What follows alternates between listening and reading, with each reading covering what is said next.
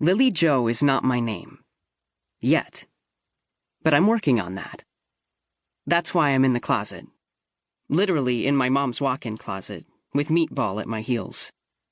I scratch under Meatball's chin, and his tiny pink tongue pokes out the side of his mouth. He's adorable like that. Practice, I tell Meatball. Only 6 days until school starts. I have to do this. I can't. Have to. Can't. I almost feel my best friend, okay, my only friend, dare push me toward the dresses. Thinking about my plan for the first day of 8th grade makes my stomach drop, like I plunged over the crest of a roller coaster at Universal Studios. I'm sure not one other person going to Gator Lake Middle is dealing with what I am. Probably not one other person in the entire state of Florida. Statistically, I know that's not true, because I looked up a lot of information on the internet. But it feels that way sometimes. Meatball's wagging his stubby tail so hard, his whole body shakes. I wish the world were made of dogs. They love you 100% of the time, no matter what. I've got one for you, I tell Meatball as I pull a hanger from the rack. The past, the present, and the future all walk into a bar. I examine the summery red fabric, the tiny white flower print. I remember being with Mom when she bought this dress. Ready for the punchline? Meatball looks up at me with his big brown eyes, dark fur falling into them. It was tense.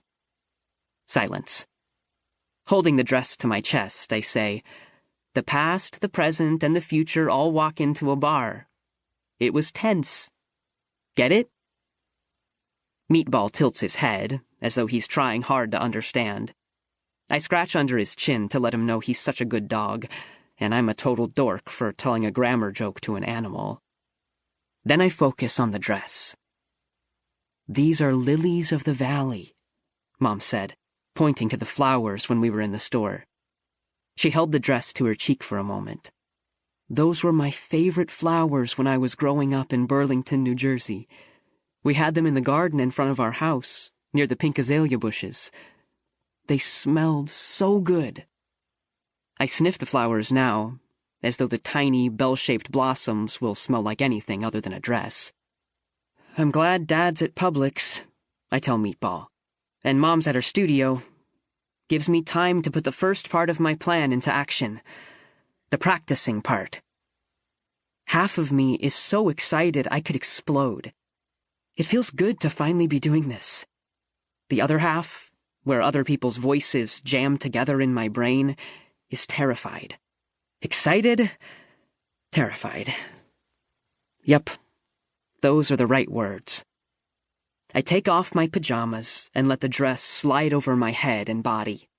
The silky lining feels smooth and soft against my skin. It's hard to get the zipper up in the back.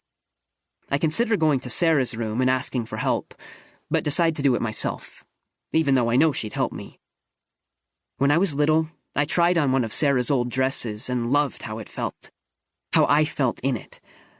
When Mom came home from work that day, she laughed and made me whirl and twirl.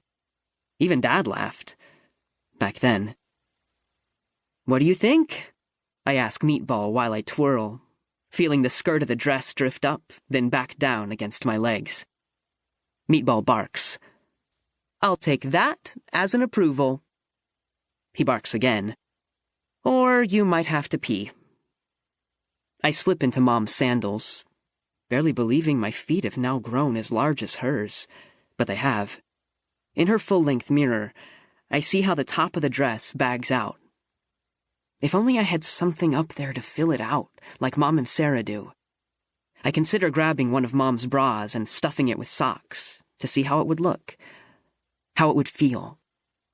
A blaring car horn shatters my thoughts. Meatball barks. Scooping him under my arm, I put my face up close to his. Come on, let's help Dad carry in the groceries. He licks my nose. Oh, Meatball, your breath is so bad. He nuzzles into my arm. But your heart is so good. I kiss the top of his head. Hope Dad remembered Pop-Tarts. Breakfast of champions. As we rush down the stairs, I hear Sarah's bedroom door open behind me. When we reach the bottom, I let Meatball down, then hurry to the front door and fling it open. Dad's bent over, grabbing bags from the trunk of his car. I walk down the path to help. It's so bright and sunny, I have to shield my eyes with my forearm, but I can make out the back of Dad's t-shirt. The King Pines. I laugh out loud, realizing it was probably supposed to read The King Pins for one of the local bowling teams. Dad and his mom, Grandmom Ruth, run a t-shirt screen printing business. We've got you covered, and sometimes orders get messed up. Because Dad hates to waste anything, we all end up wearing his mistakes.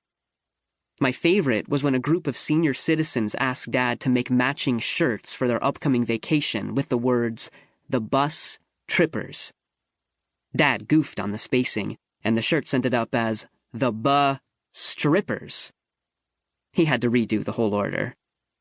Those shirts got tossed, though, because Dad said there was no way any of us were wearing those rejects. It's funny how one little letter can make such a big difference to the meaning.